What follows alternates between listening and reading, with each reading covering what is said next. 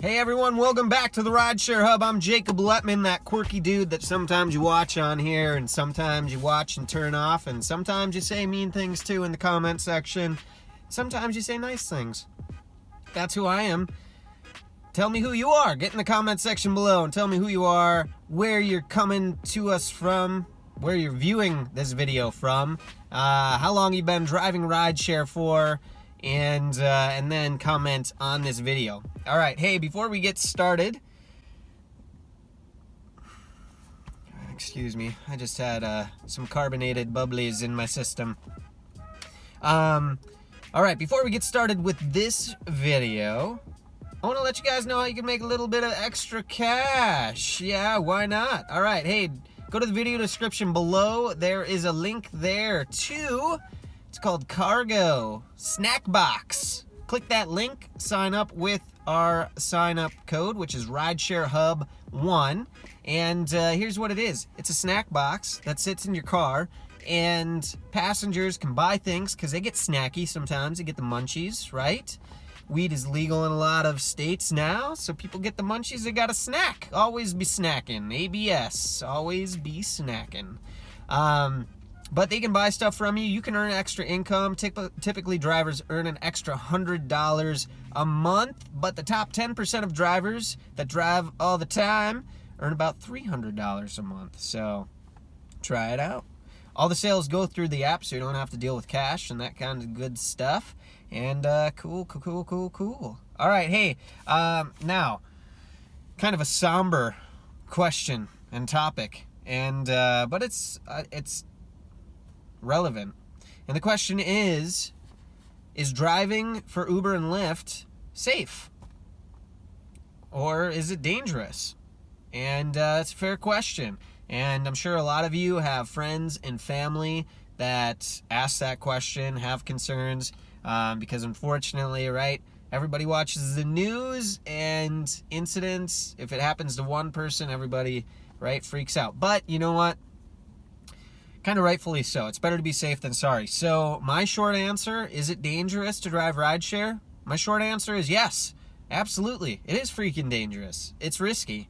It's risky biz. I mean, lots of things are risky, but if you think about it, right, we're a stranger to someone and we're letting total strangers into our vehicle, which is in a confined space, and we're driving around and we don't know anything about them and they don't know anything about us, and anything could go wrong. And to prove that point, a lot of bad things have happened, and it was sad doing the research for this video because there's a lot of bad things that have happened out there, and it's not just passengers doing things to Uber drivers, you know, or Lyft drivers. It's rideshare drivers doing things to passengers as well, so it goes both ways. But we're here for the drivers, so let's talk about what has happened with passengers hurting our drivers. So, gosh, this is not long ago. It's here in Phoenix. Tragic story. There was a woman who was in her third trimester of pregnancy. She was driving for Lyft, I believe. It was late or early in the morning, and she was stabbed to death.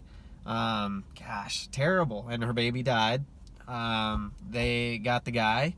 But then less than a week later, and I've driven in both of these places out here. This was in Phoenix as well, less than a week later. Mercury must have been in retrograde or something, you know what I'm saying? A man took a large knife and slit the throat of an Uber driver out here. Yikes. He actually drove himself to the ER and he lived, but he had to get 20 staples in his neck. It's terrifying. There was a video out. Taco Bell executive drunkenly attacked an Uber driver. Didn't even leave him any free tacos as a tip. Just peaced out. Rude. More somber, a 27-year-old man was stabbed to death in New York City.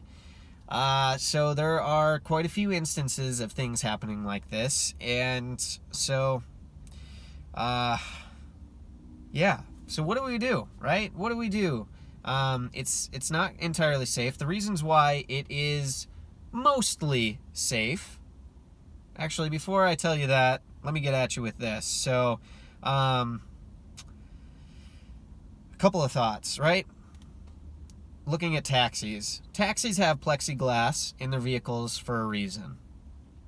If you ever get in a taxi, besides sitting in chewing gum and smelling like a fart, it also has plexiglass, and that is for the safety of taxi drivers. And why is that? Because, according to the U.S. Occupational Safety and Health Administration, taxi drivers are over 20 times more likely to be murdered on the job than any other workers. Now, I know we're not taxi drivers, but we're basically in the same arena.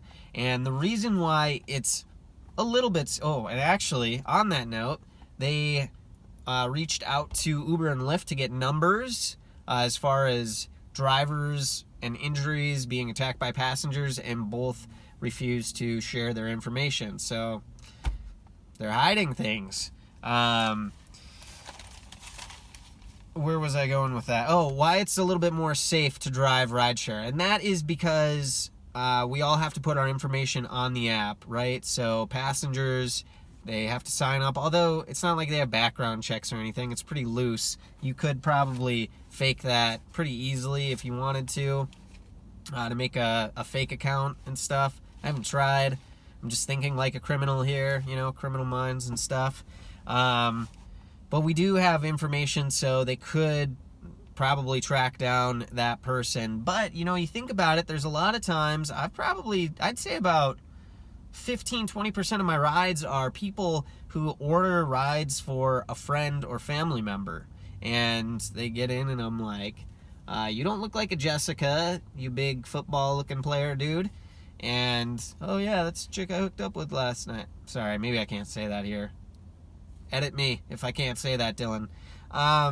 Anyway, so that's kind of unsafe, right? You're taking a gamble because you don't really know who that person is, and we don't have plexiglass. So, and people have gotten on Lyft and Uber about offering safety training. Now, I found this interesting. I didn't know this until I looked this up and was doing research on this topic. But get this.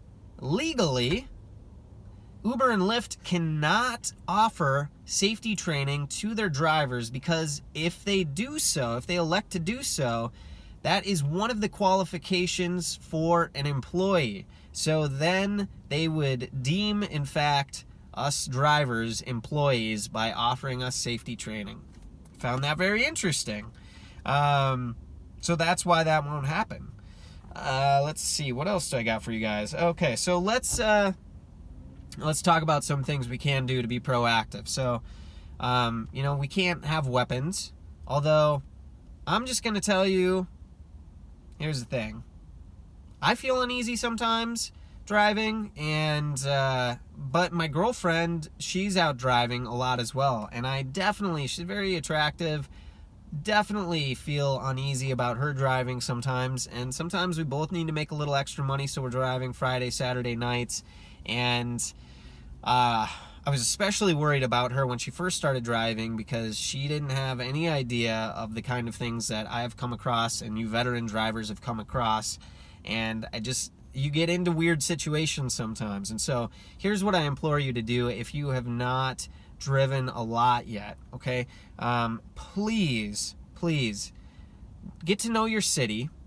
Try and drive as much during the day as you can, but before you even start doing that, ask a lot of questions. If you know any other rideshare drivers, ask them, get as much knowledge as you can, read up on your city, read blogs, watch our videos, stuff like that, and do your homework so that you can understand the safer areas to drive in and the not so safe areas, and what times it's okay to be in certain places, what times it's not okay to be in certain places, you know, on the south side of the tracks or whatever, hanging out with the Bloods and the Crips. I don't know, I'm just spitballing here, but seriously, we don't want to see this stuff keep happening to drivers. So do that. Knowledge is power. Arm yourself with that. The weapons thing, you know, I know a lot of drivers that are just like, I'm going to do it anyway. And I'm not here to tell you, don't do it, don't do it. You will get deactivated if they find out, but, you know, maybe better to be alive than dead, or have your car stolen from you, or get stabbed or something like that. So that's up to you to decide. I suggest, if you can, if you know any other drivers, sit down and talk about worst case scenario. What you would do in a crisis situation. Uber and Lyft have emergency numbers. Kind of in my head, I'm like, what good is that going to do? If someone, you know, God forbid, like has a knife in your, you're not going to be like, hey, hold on a second, Jonathan. Let me get on the app here and emergency dial and speak to emergency services. Yes, officer, currently I'm driving rideshare and there's a man in my back seat who has a knife and he's threatening to take my car from me. No, it's not going to work, obviously. So play worst case scenario and try and come up with some solutions of what you would do. I know I read in doing research for this that a lot of taxi cab drivers, if they're trying to get someone out of their vehicle, pull over, put it in park, take your keys out of the car so they can't steal your vehicle. I'm not trained to go beyond that and telling you what to do, maybe self-defense classes. Okay, but I will say this, so stay in your comfort zone with places and times to drive until you know more about your city. And then dash cam, I don't have one yet, but I think I'm going to get one. The more research I do, I think it just helps for a lot of things, from passengers turning you in for false reports, and then, you know, incidents like the ones that I listed before. I think it's a good route to go, so maybe look into that. And then my final advice, you guys, is just trust your gut instincts. If something feels weird, trust that. Cancel the ride and drive off. You know what? It's better to do that than to stick around. I know 2 of my weirdest situations happened during the day, like midday, weekdays. And some people on drugs tried to get in my vehicle, and luckily my car doors were locked. And they tried to get in, and I looked at them, and they looked like they were out of it, and I just canceled the ride and took off. And another time, I took a guy with some stinky leftover Parmesan chicken. Ugh, it was bad. To his meth house, basically, to pick up some drugs. That was an awkward ride. Anyway, if it feels weird, trust your gut instincts. All right, you guys. Let us know, comment section below, if you've ever had some scary instances, how you handled them. If you do use a dash cam, what your thoughts are on this whole topic. Is Lyft dangerous, and what we can do to Lyft and Uber dangerous, and what we can do to protect ourselves. All right, you guys, that's what I got for you. If you took anything away from this video, big thumbs up, would appreciate it. I'm Jacob Letman. Until the next time, drive safe out there, everyone.